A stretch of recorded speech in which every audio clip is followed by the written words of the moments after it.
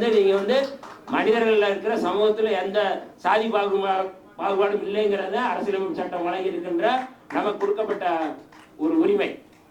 ஆனால் இன்னைக்கு கிறிஸ்தவ மதம் எப்படி இருக்கிறது என்பதை உங்களுடைய கவனத்துக்கே கொண்டு வந்து விடுகின்றேன். சரியா? அப்ப நாம் எதை நோக்கி செல்ல வேண்டிய தேவை இருக்கின்றது? நாம் இன்றைக்கு அரசு, இந்திய ஒன்றிய அரசு இந்த மக்களை, சிறுபான்மை மக்களுக்கு எதிராக மிக மோசமான திட்டங்களை கொண்டு வரும் பொழுது எல்லோரோடும் இணைந்து அந்த திட்டத்தை நாம் எதிர்த்து புரட்சியாளர் அம்பேத்கர் யாத்து கொடுத்த அரசியலமைப்பு சட்டத்தை பாதுகாக்கணும். அதுதான் நமக்கான பாதுகாப்பு. இந்த சட்டம் இருக்கிற வரை தான் நமக்கு பாதுகாப்பு இருக்கும். அப்ப கிறிஸ்தவர்களை ஒடுக்குறாங்க, முஸ்லிம்களை ஒடுக்குறாங்க அப்படிங்கிறத அரசியல்படுத்த வேண்டிய பொறுப்பு இருக்கின்றது. அந்த பொறுப்புணர்வோடு இந்த கூட்டமைப்பு செயல்பட வேண்டும், வழிநடத்த வேண்டும். இந்த கோரிக்கைகள், அத்தனை கோரிக்கைகளையும் நம்முடைய மரியாதைக்குரிய சபாநாயகர் அவர்கள் இங்கே வந்திருக்கிறாங்க. அவர்கள் கவனத்திற்கும் நம்ம நீங்க எல்லாம் கொண்டு சேர்ந்திருக்கிறீங்க. கட்டாயம் இந்த அரசு என்பது நமக்கான அரசு, சிறுபான்மை மக்களை பாதுகாக்கக்கூடிய அரசு. எந்த சூழலிலும் இந்த அரசு, நம்முடைய அரசு முழுமையாக இந்த கோரிக்கைகளை நாங்கள் கட்டாயம் முதல்வர்களோடு கொண்டு செல்வோம்.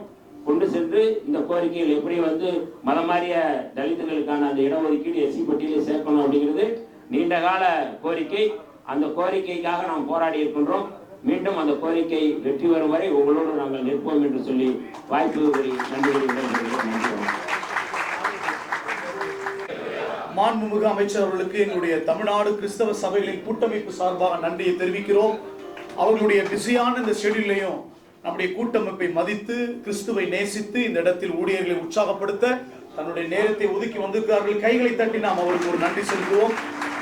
என் பாசத்திற்குரிய அன்பு அண்ணன் பீட்டர் அல்போன்ஸ் அண்ணன் அவர்கள் நம்முடைய அமைச்சர் அவர்களுக்கும் சபாநாயகர் அவர்களுக்கும் வாழ்த்துரை தந்து கௌரவிப்பார்கள். கைகளை தட்டி நம்முடைய அண்ணனை வரவேற்கும். நல்ல கைகளை தட்டி. என் அன்பிற்கும் மரியாதைக்குரிய இறை மக்களே, வணக்கத்திற்குரிய பேராயர்கள், போதகர்கள், சுவிசேஷகர்கள், இப்படி அரங்கம் முழுவதும் ஒரே விசுவாசத்தால் நிரம்பிய அற்புதமான மக்களாக இருக்கிறீர்கள். இதுதான் தேர்தலுக்கு பிறகு இரண்டு நம்முடைய அருமையான கண்மணிகளை பார்க்கக்கூடிய ஒரு வாய்ப்பை இன்று உங்கள் மூலமாக நான் பெற்றிருக்கிறேன். தேர்தலுக்கு ஒரு 10 நாளைக்கு முன்பு யாராவது நம்முடைய ஜேசிடி பிரபாகர் சட்டப்பேரவை தலைவராக ஆகிவிடுவார் என்று யாராவது சொன்னால் நான் கேட்டிருப்பேன், உனக்கு நிறைய மைண்ட் இண்டு சரியில்லைன்னு கேட்டிருப்பேன். வன்னி அரசு ஒரு அமைச்சராக இருப்பாருன்னா நீ உண்மையிலேயே அரசியலே புரியாத ஆளியான்னு நான் சொல்லியிருப்பேன். ஆனால் இறைவனுடைய கரங்கள் எவ்வளவு வலுவான கரங்கள் என்றால், நம் கண்களுக்கு தெரியாமல் ஊடாடி, நமக்கு தெரியாமலே விளையாடி, அற்புதங்களை நம் முன்னால் அதிசயங்களை நிறைவேற்றி காண்பிக்கின்ற ஒரு அற்புதமான இளைஞராகத்தான் இவர்களை பார்க்கிறோம். அருமை நண்பர் ஜேசிடி பிரபாகரன் அவர்கள், மாண்புமிகு, நான் நண்பர்னு சொல்லக்கூடாது, மாண்புமிகு சட்டப்பேரவை தலைவர், எனக்கு ஒரு 4 நூற்றாண்டு கால நண்பர். நாங்கள் ஒரு சாலை மாணாக்கர்கள், ஒரே அரணிலே ஒரே தலைவரின் கீழ் பணியாற்றக்கூடிய வாய்ப்பை பெற்றவர்கள். காலையிலிருந்து மாலை வரை ஒன்றாக இருக்கக்கூடிய வாய்ப்பை பெற்றிருக்கிறோம். சுமைகளை, துயரங்களை பகிர்ந்திருக்கிறோம். இன்று அவர் இவ்வளவு பெரிய இடத்திற்கு வந்திருப்பது எனக்கு ஒரு பெரிய இறை நம்பிக்கையை தந்திருக்கு.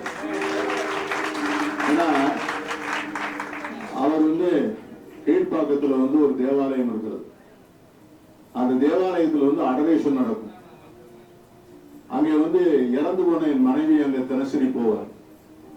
போயிட்டு சொல்லுவாரு, நீங்களும் கோயிலுக்கு போறீங்களா? இந்த ஜேசிடி பிரபாகர் எவ்வளவு பக்தியாக அங்கே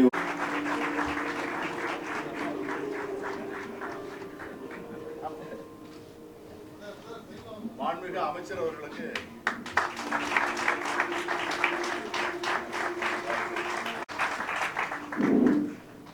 கர்த்தருடைய பரிசுத்த நாமத்துக்கு ஸ்தோத்திரம்.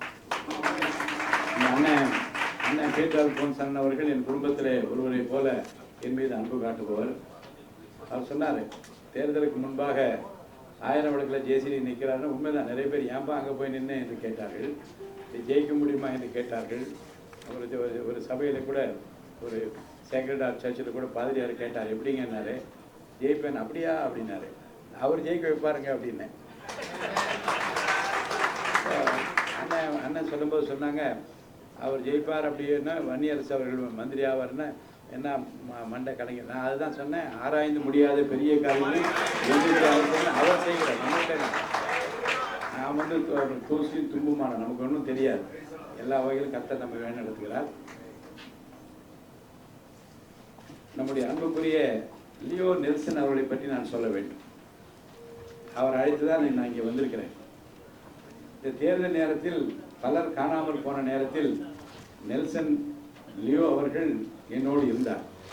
1000 விளக்கு தொகுதியில் அதிகமான வாக்குகளை பெறுவதற்கு அவரும் நம்முடைய ரெவரண்ட் தேவநேசன் ஐயா இங்கே வந்திருக்கிறார். அவரும் வந்து எவ்வளவு சிரமங்கள் இருந்தாலும், எவ்வளவு அவமானங்கள் இருந்தாலும், எவ்வளவு கேள்வி கணைகள் இருந்தாலும், எவ்வளவு பேர் ஏளனம் செய்தாலும் அதையெல்லாம் பொருட்படுத்தாமல் அன்போடு என்னை உபசரித்து துவக்கம் அற்பமாக இருந்தாலும் என்கின்ற அளவுக்கு இதை கொண்டு வந்து நிறுத்தினார்கள். அதற்காக அவர்களுக்கு நான் மிகவும் நன்றியை தெரிவிக்கிறேன். ரெவரண்ட் ஜான்சன் டேனியல் அவர்களே, ரொம்ப அருமையாக பேசி விவிலியத்திலிருந்து வசனத்தையெல்லாம் சொல்லி விடைபெற்று சென்றிருக்கிற ஆனரபிள் மினிஸ்டர் வன்னி அரசு அவர்களே, அண்ணன் பீட்டர் அல்போன்ஸ் அவர்கள் பேசுவதை நீங்கள்லாம் கேட்க வேண்டும். ஒரு 1996 நான் வந்து அவர் பேசிய ரசித்து கேட்பவன். என்ற ஆழமான அற்புதமான எதிர்காலத்திற்கு தேவையான கருத்துக்களை தொடர்ந்து தமிழ்நாட்டிலே வழங்கி கொண்டிருக்கிறவர். அவருடைய வருகை எனக்கு மகிழ்ச்சி தருகிறது. சுயாதீன திருச்சபை பற்றி சொன்னார். நிறைய கூட்டங்கள் அந்த மாதிரி நிறைய நாங்கள் போட்டிருக்கிறோம். அதில் வந்து நாம் யாருக்கும் எதிரானவர்கள் அல்ல. முதலாக ஞாபகம் வைத்துக் கொள்ளுங்கள். நாம் இந்திய குடிமகன்கள், இந்திய நாட்டு அரசியல் சட்டப்படி சாசனப்படி நடக்கக்கூடியவர்கள். ஆனால் அரசியல் சாசனத்துக்கு எதிராக யார் செயல்பட்டாலும் அதை தட்டி கேட்கிற உரிமை மிகுந்தவர்கள் நாம் என்பதை மனதில் வைத்துக் கொள்ள வேண்டும். தமிழ்நாட்டை பொறுத்த வரைக்கும் ஒரு நல்ல அரசு நமக்கு அமைந்திருக்கிறது. அப்பொழுதுக்கு இல்லாமல் நேர்மையாக உண்மையாக மக்கள் கொடுத்த வாக்குறுதியை நிறைவேற்ற வேண்டும் என்று விரும்புகிற ஒரு முதலமைச்சர், ஒரு கரப்ஷன் ஃப்ரீ, அதாவது லஞ்ச லாவண்யம் இல்லாத ஒரு அரசை உருவாக்குவேன் என்று வாக்குறுதி கொடுத்து 234 வேட்பாளரின் மேடையில் நிறுத்த வைத்து கைகளை உயர்த்திங்கெல்லாம் வாக்குறுதி கொடுக்க வேண்டும் என்று தமிழ்நாட்டில் சரித்திரத்தில் முதலில் செய்தவர் தளபதி விஜய் அவர்கள் தான். அதனை அவர் பார்த்துக்கணும். செய்தது அவர் உள்ளத்தில் எவ்வளவு உறுதியோடு இருக்கிறார். அதே போன்று தேர்தல் நேரத்துக்கு முன்பாக இவர் பி டீமா, ஏ டீமா, ஜெட் டீமா, ஒய் டீமா என்னென்னமோ சொன்னார்கள். நீங்கள் மனதில் வைத்துக் கொள்ளுங்கள், எவ்வளவு உறுதியாக அதில் நின்று இறைவனுக்கு பயந்து மக்கள் கொடுத்த வாக்குறுதிகள் மனசாட்சிக்கு பயந்து எப்படி அதை நிறைவேற்றி காட்ட என்பதுதான் அவருடைய அடையாளம் என்பதை நீங்கள் மறந்துவிடக்கூடாது. இப்போதும் அனைத்து தரப்பு மக்களின் ஆதரவை பெற்றிருக்கிறார். எல்லோருக்கும் நன்மை செய்ய வேண்டும். பொதுவாக அந்த ஆசனத்தில் அமர்ந்திருக்கிற முதலமைச்சராக இருக்கின்றவர்கள் எப்படி இருக்க வேண்டும் என்பதற்கு ஒரு புதிய இலக்கணத்தை வகுக்க வேண்டும் என்கின்ற வேகத்தோடு செயல்பட்டுக் கொண்டிருக்கிறார். அதற்காக அவருக்காக நீங்கள் அன்று தினம் ஜெபிக்க வேண்டும் என்று நான் உங்களை கேட்டுக்கொள்கிறேன். அமைதி பூங்காவாக தமிழ்நாட்டிற்கு எவ்வளவு பிரச்சனைகள் இருந்திருக்கிறது, மக்கள் விரும்பாத பிரச்சனைகள் இருக்கிறது, மக்கள் ஏற்றுக்கொள்ள முடியாத பிரச்சனைகள், அருவருக்கத்தக்க பிரச்சனைகள் எல்லாம் இருந்திருக்கிறது. ஆனால் அவற்றையெல்லாம் தாண்டி இந்த தமிழ்நாட்டை மீண்டும் ஒரு அமைதி பூங்காவாக நிலைநாட்டுவதில் நம்முடைய மாண்புமிகு முதலமைச்சர் எடுக்கின்ற எல்லா முயற்சிகளுக்கும் நீங்கள் உறுதுணையாக இருக்க வேண்டும் என்று நான் உங்களை அன்போடு கேட்டுக்கொள்கிறேன். அடுத்து, சுயாதீன திருச்சபைகள் கிறிஸ்தவ சபைகள் கூட்டமைப்பு சார்பில் கோரிக்கைகள் எல்லாம் இங்கே வைத்திருக்கின்றீர்கள். கிறிஸ்தவ சமூகத்தில் பிற்பட்டோர் பட்டியல் உள்ளவர்களுக்கு எஸ்சி பட்டியல் இனத்தவர்கள் அரசு சலுகைகள் கிடைக்க வழிவகை செய்தல் வேண்டும் என்பதுதான் எனக்கு தெரிஞ்சு ஒரு 40-50 வருஷமாக தொடர்ந்து கேட்டுக்கொண்டிருக்கிற ஒரு கோரிக்கை. அண்ணன் பீட்டர் அல்போன்ஸ் நாங்கள் எல்லாம் இருக்கிற போது நம்முடைய மக்கள் தலைவர் மூப்பனார் அவர்களை வைத்து பாராளுமன்றத்தில் இது எப்படியாவது நிறைவேற்றிவிட வேண்டும் என்று அவர்கள் ஆசைப்பட்டு அதற்காக முயற்சி எடுக்கிறார்கள். அதுக்கப்புறம் அதே போன்று முதலமைச்சராக இருந்த புரட்சி தலைவர் அம்மா அவர்கள் ஒரு நீண்ட நெடிய கடிதம் எழுதினார்கள், 4 பக்க கடிதம். இன்று வரைக்கும் அது வந்து இந்திய நாட்டு முதலமைச்சர்கள் இப்படி யாரும் கடிதம் எழுதியதில்லை என்று சொல்லக்கூடிய வலியுறுத்தி எல்லாம் எழுதினார்கள். போராட்டங்கள், ஆர்ப்பாட்டங்கள், உண்ணாவிரதம் என்று பல நிலைகளை கடந்து வந்தார்கள். இன்னும் அந்த கோரிக்கை நிறைவேறாமல் இருப்பது கொஞ்சம் மனதுக்கு வருத்தமாக தான் இருக்குது. அதனால் ஏற்ற காலத்தில் ஏற்ற விதமாக நம்ம உயர்த்து முடிக்க ஒரு பலத்த கைக்குள் அடங்கியீர்கள் என்று சொல்ல அடங்கி இருக்கிறார். வருத்துவார். அது வந்து ஒரு காலகட்டம் வரும், நிச்சயமாக அந்த கோரிக்கையை நிறைவேறுகின்ற நாள் நெருங்கி கொண்டிருக்கிறது என்று நான் நம்புகின்றேன். அடுத்து, சுயாதீன திருச்சபை போதகர்கள் தங்கள் சொந்த இடத்தில் திருச்சபை கட்டப்படுவதற்கு, விரிவாக்கம் செய்யப்படுவதற்கும், தேவாலயத்தின் உள்கட்டமைப்பு புதுப்பிக்கப்படுவதற்கும் மாவட்ட ஆட்சியர் அவரிடமிருந்து தடையில்லா சான்றிதழ் எளிதில் கிடைத்த வழிவகை செய்தல் வேண்டும் என்று கேட்டிருக்கின்றீர்கள். அதை மாண்புமிகு முதலமைச்சர் அவருடைய கவனத்திற்கு நிச்சயமாக கொண்டு சென்று அது விரைவாக ஒரு காலக்கெடு கொடுத்து இவ்வளவு காலத்திற்குள் என்ஓசி வழங்க வேண்டும் என்று அதை சொல்லும்படியான உத்தரவை பெற முடியுமா என்பதற்காக நான் முயற்சி செய்வேன். அடுத்தது, தமிழ்நாடு அனைத்து மாவட்டங்களிலும் சுயாதீன திருச்சபைக்கு கல்லறை தோட்டம் பல இடங்களிலே நான் தொடர்ந்து கேட்டுக்கொண்டு எனக்கு நினைவு இருக்கிறது. அடுக்குமாடியாக கட்டுவதற்கு அப்படி அப்படி பண்ணலாமா என்பது கூட பல விவாதங்கள் நடந்து கொண்டிருக்கிறது. ஏன்னா அரசு சார்ந்த நிலங்கள் குறைவாக இருக்கிற காரணத்தினாலே இன்னும் தனியாரிடமிருந்து வாங்கி செய்யலாம் என்றால் அதுக்கு அங்கே என்னென்ன எதிர்ப்புகள் வருது என்பதெல்லாம் பார்த்து கொண்டிருக்கிறோம். ஒவ்வொரு மாவட்டத்திலும் மாவட்ட ஆட்சித்தலைவர்கள் இது குறித்து நம்முடைய சுயாதீன திருச்சபை போன்று அனைத்து பிரிவினை அழைத்து ஒரு கூட்டம் போட்டு எங்கே இருக்கிறது இடம் என்று பார்த்து அதை உடனடியாக ஏற்பாடு செய்வதற்குரிய வழிவகைகளை செய்ய வேண்டும் என்று நிச்சயமாக நான் வலியுறுத்துவேன். தங்களது பகுதியில் திருச்சபை உபதேசம் நடத்தும் திருமண நெச்செய்தி கூட்டங்களுக்கு காவல்துறை அதிகாரிகள் உடனடியாக அனுமதி வழங்க வேண்டும். கிறிஸ்தவ உபதேசிகள் மற்றும் தேவாலய பணியாளர்கள் நலவாரியம் தொடர்ந்து செயல்படும். அதில் உறுப்பினர்களால் இணைக்கப்பட்டவர்கள் மாதந்தோறும் ஒரு ஊதியமாக 3000 ஒதுக்கி தரும்படியாக, அதே போன்று இஸ்ரேல் தேசத்திற்கு புனித பயணம் மேற்கொள்வதற்கு ரூபாய் 37,000.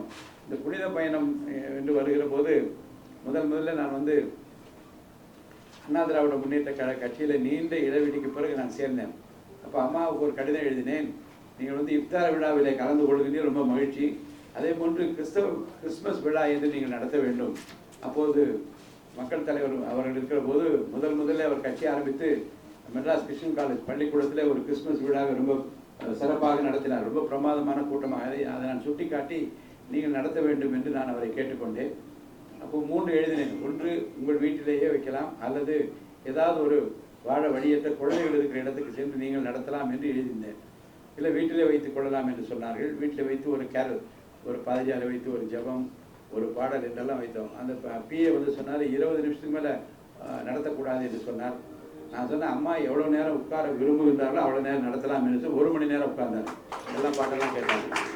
அப்போது நான் கோரிக்கை வைத்தேன், புனித பயணம் செல்வதற்கு நீங்கள் ஹஜ் பயணிகளுக்கு உதவுவது போல மத்திய சர்க்காரும் மாநில சர்க்கார் உதவுவது போல் நீங்கள் ஏதாவது ஒரு திட்டத்தை தர வேண்டும் என்று அப்போது நான் கேட்டேன். அவர் அதை பற்றி விவரங்களை எல்லாம் கேட்டு வைத்துக் கொண்டார். ஆட்சி பொறுப்புக்கு வந்தவுடன் நடந்த கிறிஸ்துமஸ் விழாவில் உங்களுக்கெல்லாம் ஞாபகம் இருக்கும், பிஷப்புக்கெல்லாம் கேக் ஊட்டி, அம்மாவுக்கு அவர்கள் கேக் ஊட்டி லைட் ஆடிட்டோடு நடந்த அந்த நிகழ்ச்சியில் புனித பயணம் செல்வதற்கு 20,000 ரூபாய் தருகிறோம் என்று 500 பேருக்கு என்று அவர் அறிவித்தது இன்னும் என் நெஞ்சத்தில் நீங்காது இருக்கிறது. அதற்காக உடனிருந்து அன்றைக்கு சட்டமன்ற உறுப்பினராக இருந்தவர்கள், பொறுப்பில் இருந்தவர்கள் எல்லாம் உதவிகரமாக அன்றைக்கு இருந்தார்கள். அடுத்தடுத்த காலகட்டங்களில் அந்த தொகை இன்னும் அதிகமாக உயர்த்தப்பட வேண்டும் என்பதை பற்றி நீங்கள் குறிப்பிட்டிருக்கிறீர்கள். 1 லட்சம் ரூபாய் அளவுக்கு அதை உயர்த்தினால்தான் அது ஒரு கம்ஃபர்ட் ஜோனில் கொண்டு வந்து நிறுத்தும் என்கின்ற அந்த கோரிக்கையும் அரசின் கவனத்திற்கு, மாண்புமிகு முதல்வரின் கவனத்திற்கு நான் கொண்டு செல்ல கடமைப்பட்டிருக்கிறேன். சென்னை மெரினா கடற்கரை ஏற்கனவே இருந்த சீரணி அரங்கம் தற்போது மூடப்பட்டிருக்கிறது. அவை மீண்டும் கிறிஸ்தவ நற்செய்தி கூட்டங்களை நடத்தும்படி மறுசீரமைப்பு செய்து புது அரங்கத்தை கட்டப்படுவது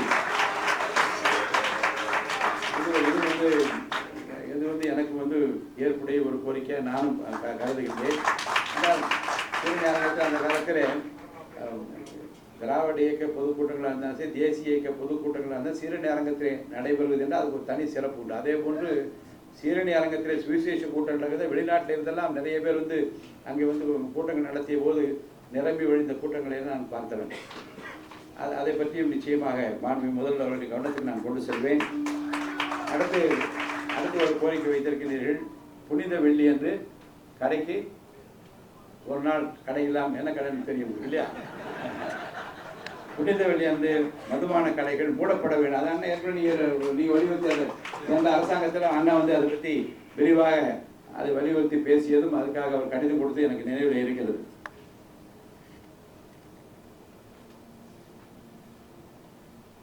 மாண்புமிகு ஐயா அவர்கள் எங்களது தமிழ்நாடு கிறிஸ்தவ சபையில் கூட்டமைப்பு லியோ ஜென்சன் இருக்கிற சாதாரண ஆள் இல்லை. ரொம்ப எந்த புள்ளி எங்கே வைக்க வேண்டும், எப்படி கோலம் போடுவது அவருக்கு நன்றாக தெரியும்.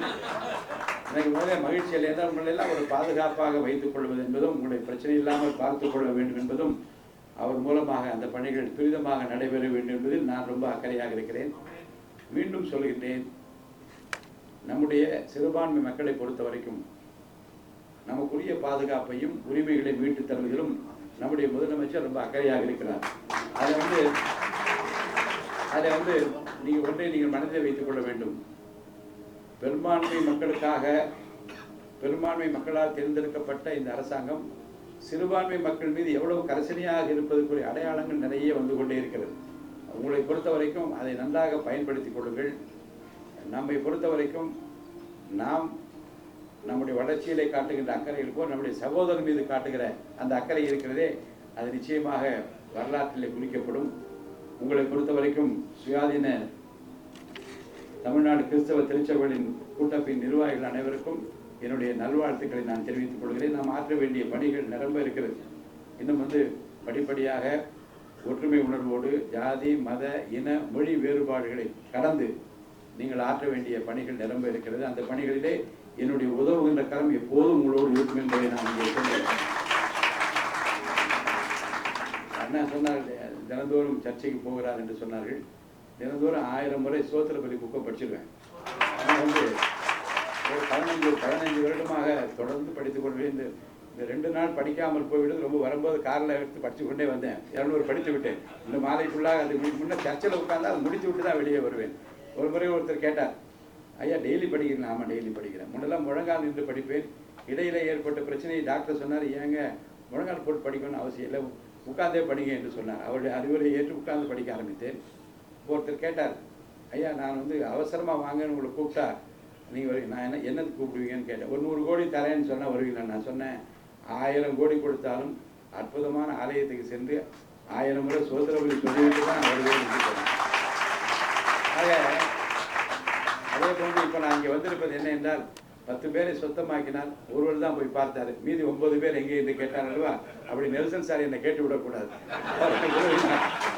அவர் எனக்கு உதவினார், உடன் இருந்தார், ஒத்துழைப்பு தந்தார். அதே போன்றுதான் நம்முடைய தேவநேசன் ஐயா அவர்களும் உதவினார்கள். மற்றும் 1000 விளக்கு பகுதியில் இருக்கக்கூடிய போதகர்கள், ஊழியர்கள் அத்தனை பேருக்கும் என்னுடைய நெஞ்சார்ந்த நன்றியை நான் தெரிவித்துக் கொள்கிறேன்.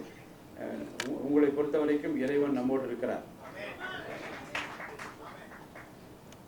உங்களுடைய வேதத்துள்ள அதிசயங்களை காணும்படி என் கண்களை திறந்தருளும் சாமி, இதை நான் வைப்போம். என்னை பொறுத்த வரைக்கும் ஒரு மொர்தேக்காய், சின்ன வயசில் நான் என்ன கேட்பேன் என்றால், நிறைய படித்திருக்கிறது உண்டு.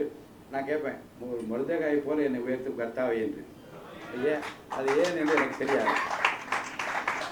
அதாவது ஒரு குலுக்கல் சீட்டு கொண்டு வந்தார்கள். ஐயா இருந்து ஒன்று எடுங்கள், அதில் வந்து நிறைய சுவிசேஷங்கள் பைபிளில் இருக்கிற பலவர் பேர் இருக்கும். நீங்கள் வந்து நான் சொன்னேன், நான் எடுப்பேன், மொர்தேக்காய் பேர் எடுப்பேன் என்று சொல்லி எடுத்தேன். மொர்தேக்காய் பேர் வந்து